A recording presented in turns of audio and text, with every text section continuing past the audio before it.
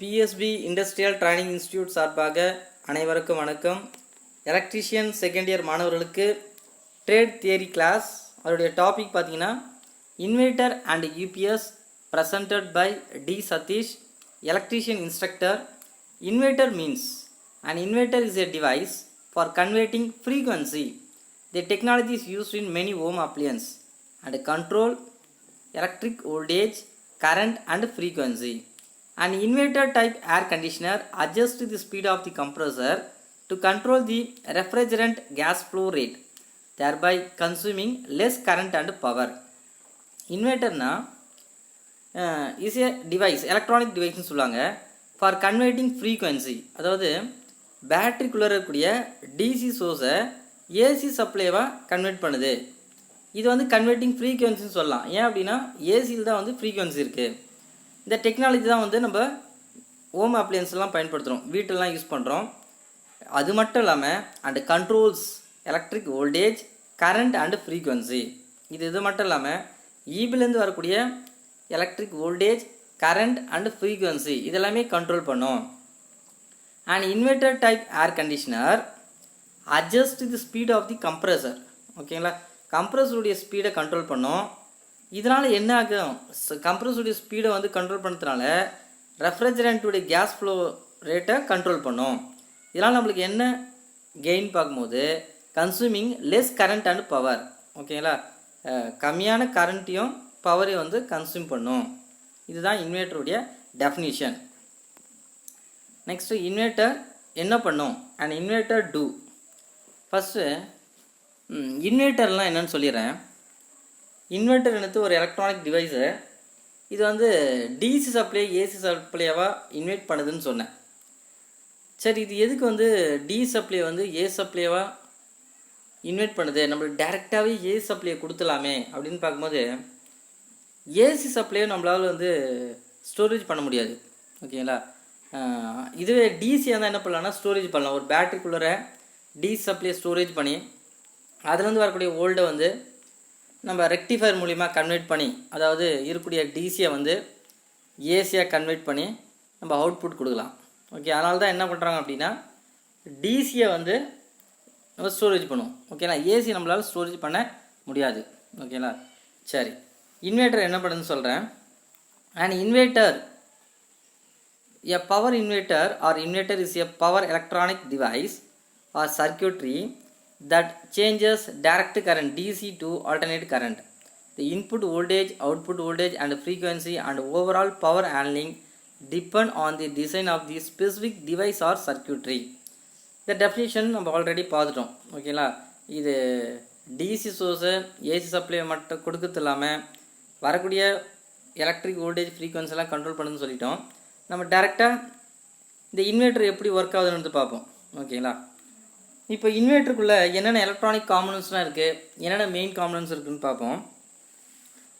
இன்வெர்ட்டரில் rectifier அப்படின்னு ஒரு unit இருக்கும். அது என்ன ரெக்டிஃபயர்னா பிரிட்ஜ் ரெக்டிஃபயர். பிரிட்ஜில் என்ன டைப் அப்படின்னா ஹெச் டைப் சொல்லுவாங்க. எதுக்கு ஹெச் டைப் பயன்படுத்துகிறாங்கன்னா இது பியூர் சைன் வேவ் நம்மளுக்கு கொடுக்கும். ஓகேங்களா, இது அவுட்புட் வந்து நம்மளுக்கு பியூர் சைன் வேவ் கொடுக்கும். அந்த சைன் வேவ்னா சிஆர்ஓவில் பார்ப்போம். சைன் வேவ் அப்படின்னாலும் ஏசி தான். ஓகேங்களா, ஏ சப்ளை தான் வந்து சைன் வேவ் அப்படின்னு சொல்லுவாங்க. நெக்ஸ்ட் வந்து ஸ்விட்சிங் டிவைஸ். ஓகேங்களா, ஸ்விட்சிங் டிவைஸ் என்னென்னு பார்க்கும்போது நம்ம இந்த சர்க்யூட்டில் பாருங்கள், Q1 Q2 IRF 540 அப்படின்னு இருக்குங்களா. இந்த Q1 Q2 என்னன்னு தெரியுமா, அதுதான் வந்து மாஸ்ஃபெட் அப்படின்னு சொல்லுவாங்க. ஓகேங்களா, இந்த Q1 Q2ன்னு இருக்குது பார்த்தீங்களா, அதுதான் மாஸ்ஃபெட் அப்படின்னு சொல்லுவாங்க.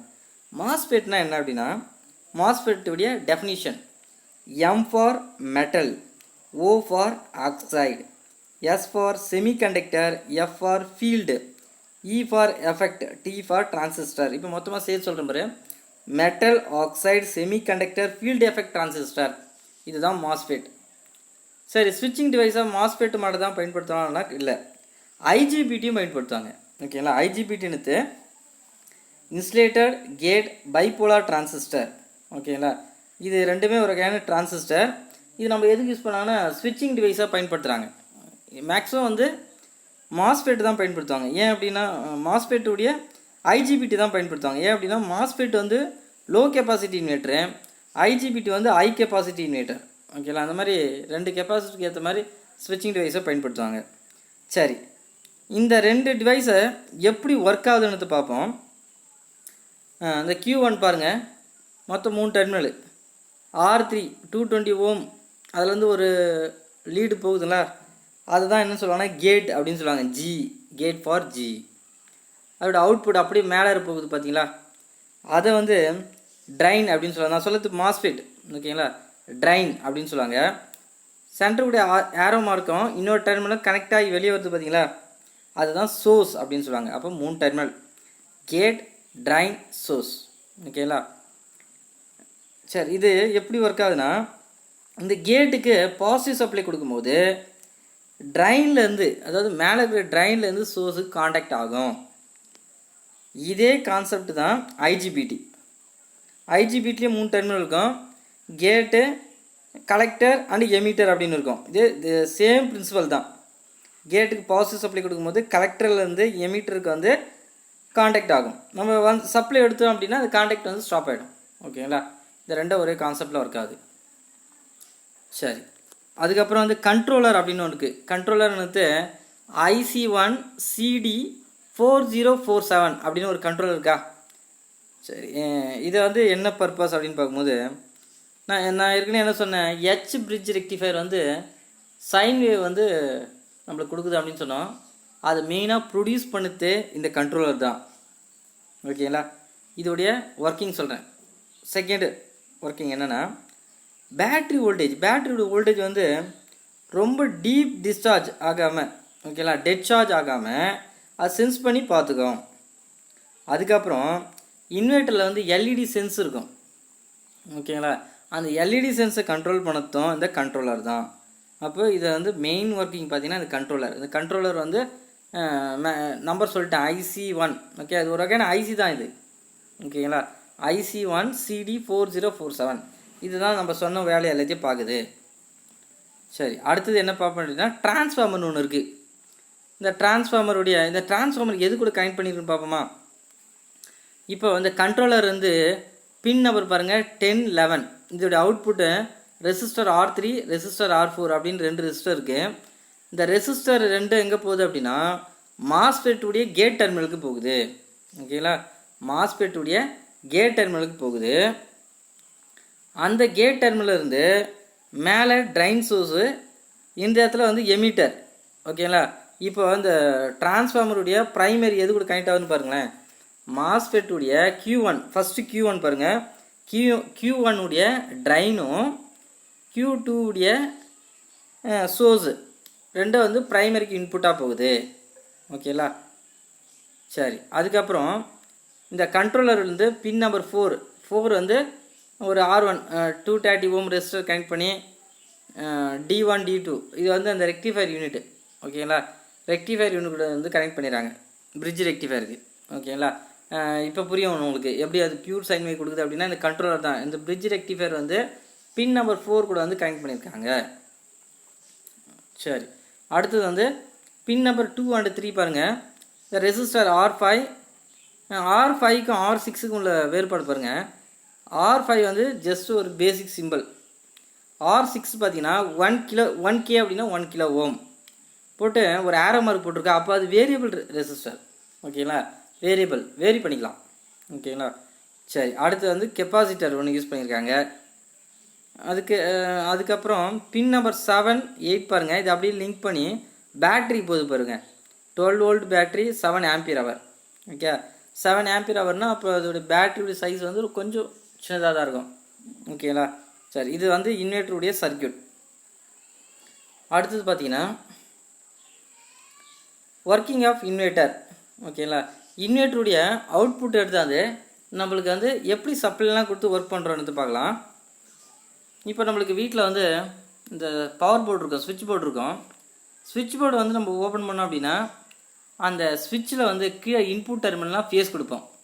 ஒரு 5 ஸ்விட்சு 7 ஸ்விட்ச் இருக்குது அப்படின்னா அதில் எது இன்வெர்ட்டர் கொடுக்கணும், எது ஈபியில் கொடுக்கணும். இப்போ ஈபிலேருந்து வரக்கூடிய ஃபேஸும் யூபிஎஸ்லேருந்து வரக்கூடிய ஃபேஸும் எப்படி நம்ம செப்பரேட் பண்ணணுன்னு சொல்கிறேன். இப்போ இந்த ஸ்விட்ச் போர்டு வந்து நம்ம செப்பரேட்டாக பிரிச்சுக்கணும். எந்தெந்த லோடு எந்த ஃபேனு எந்த லைட்டு வந்து இன்வெர்ட்டர் இபி இன்வெர்ட்டரில் கொடுக்கணும், சாரி இபி ஃபேஸில் கொடுக்கணும். மற்ற இருக்கக்கூடிய இப்போ ஒரு 2 ஃபேன் இருக்குன்னா இந்த ஃபேன் வந்து இன்வெர்ட்ரு, இந்த ஃபேன் வந்து இபி அப்படின்னு நம்ம ஃபஸ்ட்டு என்ன பண்ணணும் அப்படின்னா டிவைட் பண்ணிடணும். டிவைட் பண்ணிட்டு 6 சுவிட்ச் இருக்குது அப்படின்னா ஃபஸ்ட்டு 3 சுவிட்சு வந்து இபி ஃபேஸ் கொடுக்க போறியா, இபியில் அது இபி ஃபேஸ் கொடுத்து அப்படின்னா இபி சப்ளை இருந்தால் மட்டும் தான் அது ஒர்க் ஆகும். ஓகேங்களா, அது 3 தனியாக கீழே என்ன பண்ணால் ஷார்ட் பண்ணிடணும். இப்போ ஒரு சுவிட்ச் எப்படி ஷார்ட் பண்ணுவோம், கீழே இருக்கக்கூடிய இன்புட் சப்ளைவை ஒரு காப்பர் கண்டக்டர் எடுத்துப்போம். காப்பர் கண்டக்டர் வந்து பேர் கண்டக்டர் ஆகணும், மேலே எந்த ஒரு இன்சுலேஷன் இருக்கக்கூடாது, பேர் கண்டக்டர் விட்டுடும். அதுக்கப்புறம் அடுத்த 3 சுவிட்சுக்கு வந்து அதேமாரி ஒரு பேர் கண்டக்டரை யூஸ் பண்ணுவோம். இப்போது இதுக்கு வந்து ஃபஸ்ட்டு 3 சுவிட்சுக்கு வந்து இபி ஃபேஸ் கொடுக்குறோம், அடுத்து வந்து இன்வெர்ட்டர் ஃபேஸ் கொடுக்குறோன்னு வச்சுங்களேன். இப்போ இபியில் கொடுக்குறது வந்து இபி சப்ளை இருக்கும்போது மட்டும்தான் ஆன் ஆகும். பட் இன்வெர்ட்டரில் கொடுக்குறது இபியில் இருக்கும்போது ஆன் ஆகும், இபி கட் ஆனாலும் ஆன் ஆகும். ஓகேங்களா, இதுதான் வந்து நம்ம பண்ணக்கூடிய வயரிங். சரி, அது மட்டும் இல்லாமல் இதுக்கு வந்து நம்ம கண்ணாமண்ணா லோடை கனெக்ட் பண்ணக்கூடாது. ஃபஸ்ட்டு அந்த இன்வெர்ட்டர் வந்து என்ன வாட்ஸ் அப்படின்றத கேல்குலேட் பண்ணணும். அது எப்படி அப்படின்னா அந்த பேட்டரியுடைய வோல்டு ப்ளஸ் ஆம்பியர் ஹவர் இது ரெண்டுத்தையும் வச்சு கேல்குலேட் பண்ணோம். இதுக்கு ஒரு பெரிய கணக்கே இருக்குது, நான் அடுத்த வீடியோவில் போடுறேன். ஓகேங்களா, சரி இப்போ நம்ம வந்து வயரிங் பண்ணியாச்சா சுவிட்ச் போட. இந்த இன்வெர்ட்டர் ஃபேஸ் வந்து எங்கேருந்து வருது அப்படின்றத பார்ப்போம். ஃபஸ்ட்டு பாருங்கள், இந்த ஹவு டு கனெக்ட் அப்படின்னு இருக்குது பார்த்தீங்களா, அது அங்கே வந்து ஒரு பேட்ரி இருக்குது பாருங்கள், 12 வோல்ட் பேட்ரி இருக்குது. அந்த பேட்ரி வந்து யூபிஎஸ் கொடுத்துருக்காங்க, சாரி இன்வெர்ட்டர் கொடுத்துருக்காங்க. ஓகேங்களா, அதுக்கப்புறம் அதோடைய 3 பின் ப்ளக் இருக்கும், அதை எடுத்துகிட்டு போய் ஷாக்கெட்டில் இன்சர்ட் பண்ணிடணும். எதுக்கு அப்படின்னா அது பேட்ரி வந்து சார்ஜ் ஆகணும்ல, அதுக்கு நம்ம இபி சப்ளை கொடுக்குறோம். அதை போட்டிருக்காங்க பார் 3 பின் பவர் ப்ளக் அப்படின்னு போட்டிருக்காங்களா. அது இல்லாமல் பக்கத்துலேயே ஒரு டைராம் போட்டிருக்காங்க பார், அந்த ஷாக்கெட்டில் டாப் இன்சர்ட் பண்ணுற மாதிரி.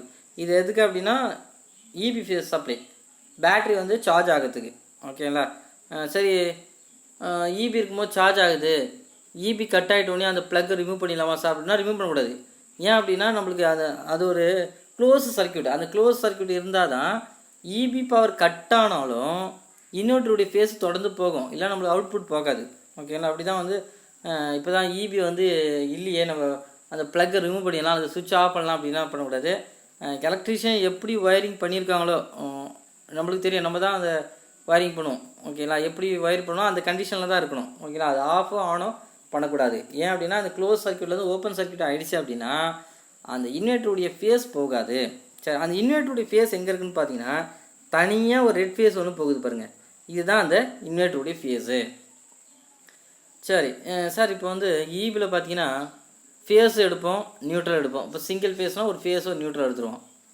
அதேமாரி இன்வெர்ட்டரில் வந்து என்னென்ன இருக்குதுன்னு பார்த்தீங்கன்னா பின்னாடி ஒரு 3 பின் ஷாக்கெட் இருக்கும், அதில் ஃபேஸு நியூட்ரல் எர்த் அப்படின்னு 3 இருக்கும். நம்மளுக்கு அதில் ஃபேஸ் நியூட்ரல் ரெண்டுமே அவுட்புட் வரும். ஓகேங்களா, ஃபேஸ் வந்து டெஸ்டர் வச்சு ஐடென்டிஃபை பண்ணுறோம். இதுக்கு வந்து நம்ம ஃபேஸ் மட்டும் எடுத்துகிட்டு போகிறோமே, நியூட்ரல் எடுத்துகிட்டு போகக்கூடாது அப்படின்னா நியூட்ரல் தேவை கிடையாது. ஏன் அப்படின்னா இப்போ நம்மளுக்கு பவர் கட் ஆகும்போது ஃபேஸ் மட்டும் தான் கட் ஆகும், நியூட்ரலுடைய லிங்க் அப்படியே இருக்கும் இபியில். ஓகே, இபிடி நியூட்ரலே யூஸ் பண்ணிக்கலாம், அது நம்ம ஏதோ கட் பண்ணணும் டிஸ்கனெக்ட் பண்ணணும் அவசியமே கிடையாது. ஓகேங்களா, அதனால் இன்வெர்ட்டர்லேருந்து நம்ம ஒரு ஃபேஸ் மட்டும் எடுத்துகிட்டு போனால் போதும், நியூட்ரல் தேவை கிடையாது. நியூட்ரல் எதுபடி நியூட்ரல் யூஸ் பண்ணுறோம், இபிடி நியூட்ரலில் தான், இபிலேருந்து வரக்கூடிய நியூட்ரலில் காமனாக யூஸ் பண்ணிக்கிறோம். சரி, அதோடைய வயர் என்ன பார்த்தீங்கன்னா 1.5 ஸ்கொயர் mm போதும். ஓகேங்களா, இந்த இன்வெர்ட்டருடைய ஃபேஸ்க்கு வந்து 1.5 போதும். ஏன் சார் அதோடைய தடி அப்படின்னா நம்ம வந்து அந்த இன்வெர்ட்டருடைய வாட்ஸ் இவ்வளோ தான் யூஸ் பண்ணுவோம். ஓகேவா, ஒரு 2 ஃபேனு 3 டியூப் லைட்டு அப்படி தான் யூஸ் பண்ணோம். அதுக்கு மேலே போகுதுன்னா அதோடைய ஓவர்லோட் ஆகிடும். ஒரு சிலர் என்ன பண்ணுவோம் அப்படின்னா ஒரு இம்பார்ட்டன்ட் ஒர்க் பண்ணியிருப்பீங்க, ஏதோ மிக்சி கிரைண்டர் அல்லது மோட்ரு எடுத்துங்களேன். இப்போது மோனோ பிளாக் மோட்ரு இருக்கும், 1/2 HP அல்லது 1 HP மோட்ரு இருக்குது. அந்த மோட்ரு ஆன் ஆனால் தான் நம்மளுக்கு வந்து காலையில் தண்ணி கிடைக்கும், டேங்க் ஃபில் ஆகும்னு வச்சுங்களேன். பவர் கட் ஆகிற டைமில் அந்த மோட்ரு எடுத்தாந்து நம்மளுக்கு தான் வந்து இன்வெர்ட்டர் சப்ளை இருக்கு, அந்த மோட்டருடைய சப்ளை ஃபேஸ் நியூட்ரல் கொடுத்தா மோட்டர் சிங்கிள் ஃபேஸ் மோட்டர் தான் அது, அந்த மோட்டருக்கு வந்து சிங்கிள் ஃபேஸ் சப்ளை கொடுத்தா ரன் ஆகும் அப்படின்னா அதோடைய ஃபேஸ் நியூட்ரல் எடுத்தாந்து இன்வெர்ட்டருடைய அவுட்புட் இருக்கு பாருங்கள் ஷாக்கெட்டு, ஃபேஸ் நியூட்ரலில் இன்சர்ட் பண்ணிக்கூடாது. ஏன்னா அதுதான் ஓவர்லோடு ஆகிடுச்சுன்னா அது இன்வெர்ட்டரே ஃபுல்லாக டேமேஜ் ஆகும், உள்ளே இருக்கக்கூடிய எலக்ட்ரானிக்ஸ் காம்பனன்ட்ஸ் எல்லாமே பேர்ன் ஆகிடும். ஏன் பேர்ன் ஆகுதுன்னா அது வந்து அதோடைய ஓவர்லோடு, அது அப்படியே அதிகமாக வோல்ட் போட்டு அப்படின்னா காம்பனன்ட்ஸ் எல்லாமே டேமேஜ் ஆகிடும். அந்த மாதிரி யாரும் பண்ணக்கூடாது. ஓகேங்களா? சரி, அடுத்து பார்ப்போம். யூபிஎஸ் அப்படின்னு சொல்லுவாங்க. யூபிஎஸ் அப்படின்னா அன்இன்டரப்டட் பவர் சப்ளை. எந்த ஒரு தொந்தரவும் இல்லாமல் பவர் சப்ளை கொடுத்துனே இருக்கும். ஓகேங்களா? அது எதுனா ஏதோ ஒரு எலக்ட்ரிக்கல் மிஷின்ஸாக இருக்கலாம், அதுக்கு வந்து சப்ளை வந்து தொடர்ந்து கொடுத்துனே இருக்கும். அதோட டெஃபினேஷன் படிக்கிறேன். An uninterruptible power supply or uninterruptible power supply is an electrical apparatus that provides emergency power to a load. When the input power source or main power fail, a UPS differs from an auxiliary or emergency power system at standby. அதாவது main power supply வந்து cut off ஆகிடுது அப்படின்னா இது தொடர்ந்து uninterrupted பண்ணாமல் power supply வந்து கொடுத்துனே இருக்கும். Interrupt இல்லாமல், அன்இன்டரப்டட் தொந்தரவே இல்லாமல். இன்டரப்ட் அப்படின்னா தொந்தரவு, அன்இன்டரப்டட் அப்படின்னா தொந்தரவே இல்லாமல் பவர் சப்ளையை கொடுத்துனே இருக்கும். எதுக்கு? நம்ம எந்த லோடை, எலக்ட்ரிக்கல் மிஷினை அல்லது லோடை கனெக்ட் பண்ணியிருக்கோமோ அது தொடர்ந்து சப்ளை கொடுத்துன்னு இருக்கும். இதுதான் யூபிஎஸ் உடைய ஒர்க்கிங். இந்த யூபிஎஸ்ல வந்து 2 டைப் இருக்குது. ஒன்று ஆஃப்லைன் யூபிஎஸ், ஆன்லைன் யூபிஎஸ் இருக்குது. அடுத்த வார வீடியோவில் பார்ப்போம். Working of UPS. ஒரு யூபிஎஸ் எப்படி ஒர்க் ஆகுதுன்னு பார்ப்போம். A standby UPS restores to battery backup power in the event of common power problems such as blackout, voltage sag or voltage surge. When incoming utility power drops below or surges above safe voltage levels, the UPS switches to DC powered and then inverts is to AC power to run connected the equipment. இப்போ UPS என்னன்னு சொல்கிறேன்.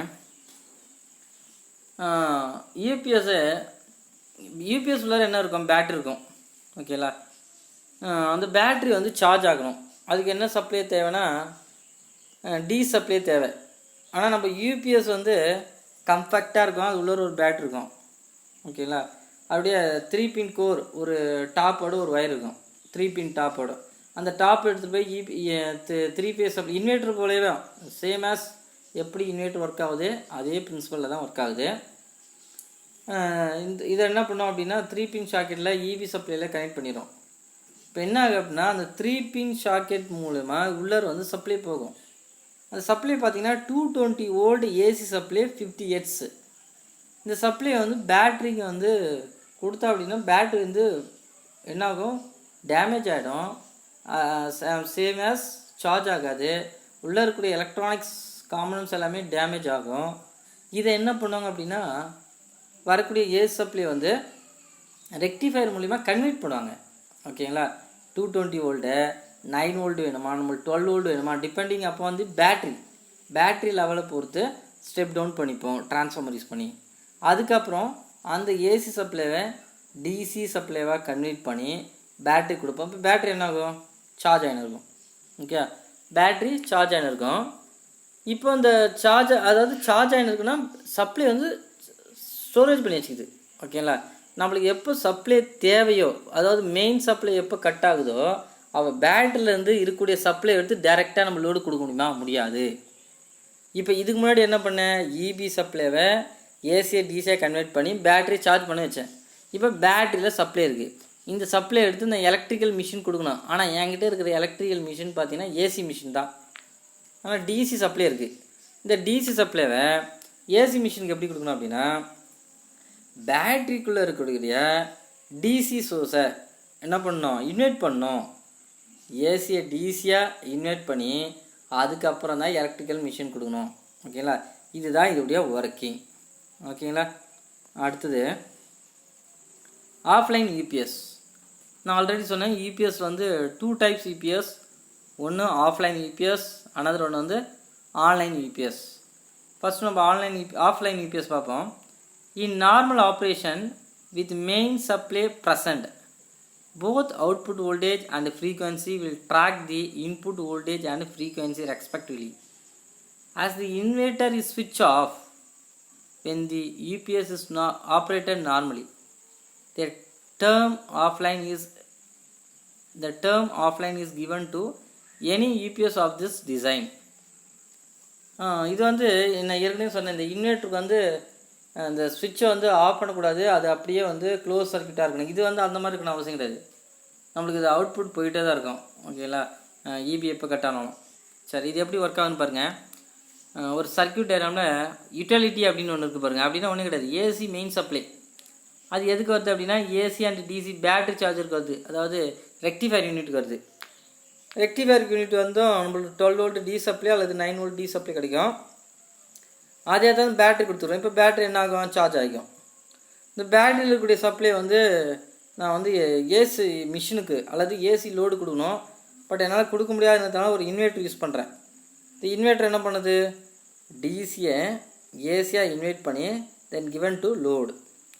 ஆனால் இந்த இடத்துல ஒரு சின்ன வேலை நடக்குது. என்ன அப்படின்னா, மேலே பாருங்கள், மேலே கூடிய ஒரு லைன் வந்து டைரெக்டாக லோடுக்கு போகுதா, ட்ரான்ஸ்ஃபர் சுவிட்ச் மூலிமா, அது இஎம்ஐ ஆர்எஃப்எஃப் ஃபில்டர் மூலிமா ட்ரான்ஸ்ஃபர் சுவிட்ச் மூலிமா லோடுக்கு போகுது. இது எப்போலாம் சப்ளை இருக்கும்போது மேலே வந்து லோடு மூலிமா போயின்னு இருக்கும். இபி சப்ளை எப்போ கட் ஆகுதோ இந்த ட்ரான்ஸ்ஃபர் சுவிட்ச் வந்து ட்ரான்ஸ்ஃபர் பண்ணும். அதாவது கீழே இருக்கக்கூடிய இன்வெர்ட்டர் சுவிட்ச் மூலிமா, அதாவது கீழே இருக்குது பார்த்தீங்களா டிசி ஏசி இன்வெர்ட்டர், அந்த லைனுக்கு வந்து காண்டாக்ட் ஆகி இதுக்கு லோடு தொடர்ந்து போகும். இதால் என்ன டிஸ்அட்வான்டேஜ் பார்க்கும்போது, இந்த ட்ரான்ஸ்ஃபர் சுவிட்ச் சேஞ்ச் ஆகிறதுக்கு சம் மில்லி செகண்ட் எடுத்துக்கும், 10 millisecond or 20 millisecond எடுத்துக்கும். ஸோ அந்த டைமில் எலக்ட்ரிக்கல் லோடு வந்து ஷட் டவுன் ஆகிறதுக்கோ அல்லது ஆஃப் ஆகி ஆன் ஆகிறதுக்கோ சம் வாய்ப்பு இருக்குது. அதால் சரி, இதனால் என்ன டிஸ்அட்வான்டேஜ் பார்க்கும்போது, ஏதோ ஒரு ஒர்க் பார்த்துன்னு இருக்கோம், அதை நம்ம சேவ் பண்ணாமல் வச்சுருப்போம். ஆஃப் ஆகி ஆன் ஆகும்போது அது வந்து சேவ் ஆகாது, நம்ம பண்ண வேலை எல்லாமே வேஸ்ட்டாக போடும். ஓகேங்களா, இதுதான் ஆஃப்லைன் யூபிஎஸ் உடைய டிஸ்அட்வான்டேஜ். ஓகேங்களா, அடுத்தது ஆன்லைன் யூபிஎஸ். இந்த தியரியை ஃபஸ்ட்டு படிச்சுட்டு நம்ம அடுத்த சர்க்யூட் போவோம். When the online UPS is in normal power supply, the voltage input from the grid passes through the noise filter to remove the high frequency interference in the power grid to the uptime. Pure alternating current, நான் என்ன சொன்னேன், UPS வந்து power சப்ளைக்கு மட்டும் use பண்ணுறது கிடையாது. Company ஃபேக்ட்ரிஸ்லாம் வந்து இந்த frequency level, voltage fluctuations, இது எல்லாத்தையும் மெயின்டைன் பண்ணுது. ஓகேங்களா, எந்த ஒரு நாய்ஸ் இல்லாமல், ஓகேவா, எந்த ஒரு நாய்ஸ் வோல்டேஜ் ஃப்ளக்சுவேஷன்ஸ் இல்லாமல் நீட்டாக சப்ளை கொடுக்கும். ஓகேங்களா, enters the rectifiers for rectification and filtering and converts the alternating current into smooth direct current, and the device for two-way, all the way into the charger to the charge the battery, the other to the inverter, and the inverter converts the direct current into 220 volt 50 Hz AC for the load. When the AC supply is interrupted, the input of the alternating current has been cut off and the rectifier is no longer working. At this time, the battery discharge delivers energy to the inverter, and then the inverter converts the direct current into alternating current for the load. Therefore, for the load, although the main power no longer exceed at this time, the load is not stopped due to interruption of the main and it can be still operate normally. நான் ஏற்கனவே என்ன சொன்னேன் அப்படின்னா, offline யூபிஎஸில் ஒரு transfer சுவிட்ச் இருக்கும். அது EB supply cut ஆகிடுச்சு அப்படின்னா பேட்டரியில் இருக்கக்கூடிய சப்ளையை வந்து டிசி ஏசியாக இன்வெர்ட் பண்ணி லோடு கொடுக்கும். ஓகேங்களா, அதுக்கு சம் மில்லி செகண்ட் எடுத்துக்கும். ஆனால் இந்த ஆஃப்லைன் யூபிஎஸில் அப்படி ஒரு டிஸ்அட்வான்டேஜே கிடையாது. எந்த ஒரு இன்டரப்ட் இல்லாமல் தொடர்ந்து சப்ளை கொடுத்துன்னு இருக்கும். அது எப்படி அப்படின்றத வரக்கூடிய சர்க்யூட் டயக்ராமில் ஈஸியாக எக்ஸ்பிளைன் பண்ணுறேன். இதுதான் ஆன்லைன் யூபிஎஸ் உடைய சர்க்யூட் டயக்ராம். இந்த சர்க்யூட் டயக்ராம் பாருங்கள். யூட்டிலிட்டி ஃபஸ்ட்டு மேலே இருக்கிற லைன் பாருங்கள். யூட்டிலிட்டி அப்படின்னா சரி, AC main supply, charger, rectifier, inverter, load. ஓகேங்களா, இது வந்து மேலே இருக்கக்கூடிய யூனிட். கீழே பார்த்தீங்கன்னா ஆட்டோ பைபாஸ் லோடு. இது டேரெக்டாக என்னென்னா லோடு கூட கனெக்ட் பண்ணியிருக்கு. ஓகேங்களா, இதில் எது கிடையாது, ட்ரான்ஸ்ஃபர் சுவிட்சுன்னு ஒன்றும் கிடையாது. ஓகேவா, டேரெக்டாக லோடு கூட எப்படி சார்ஜர், ரெக்டிஃபயரு, பேட்ரி, இன்வெர்ட்ரு, ஓகேங்களா, அண்டு லோடு இப்படி டேரெக்டாக இருக்கிறதுனால பவர் வந்து கட் ஆஃப் ஆகுது அப்படின்னா இது வந்து தொடர்ந்து சப்ளை கொடுத்துன்னு இருக்கும். ஓகேங்களா. இது வந்து ஆன் ஆகிறதுக்கு சம் மில்லி செகண்ட் அந்த மாதிரி எதுவுமே எடுத்துக்காது, கண்டினியூஸாக கொடுத்துனே இருக்கும். அதனால தான் மேக்ஸிமம் பார்த்தீங்கன்னா இன்றைக்கி சிஸ்டம் அதுனா பார்த்தீங்கன்னா ஆன்லைன் யூபிஎஸ் தான் மேக்ஸிமம் யூஸ் பண்ணுவாங்க, ஆஃப்லைன் யூபிஎஸ் வந்து பயன்படுத்த மாட்டாங்க. பட் ஆஃப்லைன் யூபிஎஸ் வந்து பார்த்தீங்கன்னா இதை விட கொஞ்சம் லாங் லைஃப் வரும். ஏன் அப்படின்னா அது டேரெக்டாக லோடு கூட கனெக்ட் பண்ணியிருக்க மாட்டாங்க, இடையில வந்து ட்ரான்ஸ்ஃபர்ஸ் வச்சு பயன்படுத்தியிருக்காங்க. ஸோ அது வந்து லாங் லைஃப் வந்து அதோடைய லைஃப் டைம் இருக்கும். இது வந்து ஒரு லைஃப் டைம் வந்து கம்மியாக இருக்கும். ஏன் அப்படின்னா இது டேரெக்டாக லோடு கூட கனெக்ட் பண்ணியிருக்காங்க. இதோட டெஃபினேஷன் பார்க்கலாம். இன் a UPS the energy is generally stored in flywheels, batteries or super capacitors when compared to the other immediate power supply system. Compared to other UPS, immediate power supply அல்லது UPS சொல்லலாம். அதர்னா offline UPS compare பண்ணும்போது UPS have the advantage of immediate production against input power interruptions. ஓகேங்களா, input பவருடைய இன்ட்ரப்டை product பண்ணும்.